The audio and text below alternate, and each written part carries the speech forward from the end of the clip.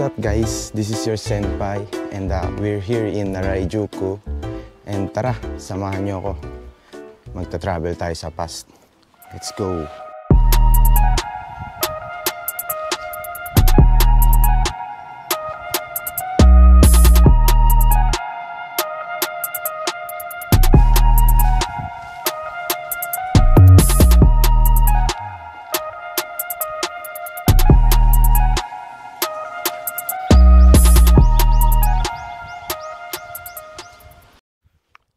So guys, I've been walking like for 10 minutes maybe. At ang haba na itong street na to.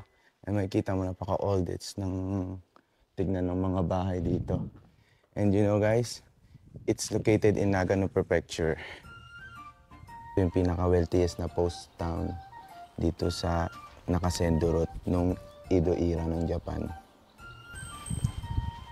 Tapos tignan nyo naman yung mga lugar-lugar nila, like na preserve nila yung mga wooden houses nila, hindi talaga nila binago, and na-preserve nila yun over 100 years.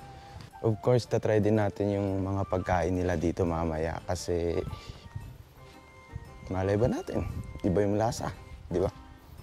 Pero mamaya pa kasi medyo busog pa tayo, and kumain tayo ng tinapay bago pumunta dito kasi hindi naman talaga ito yung pupuntahan ko dapat eh.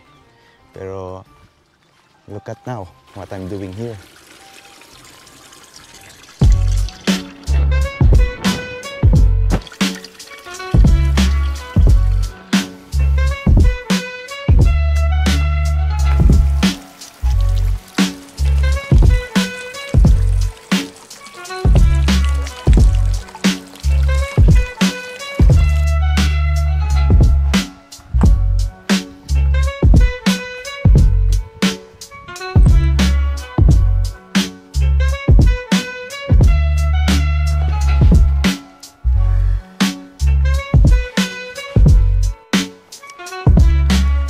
Guys, thank you sa pagsama sa akin today.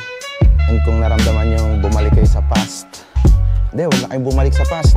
May nag-aantay na magandang future sa inyo. Please leave a comment, share, subscribe, or huwag na kayong mag-subscribe. Bubigwasan ko kayo eh. Figure nyo ako. Kita kits. Mata na eh.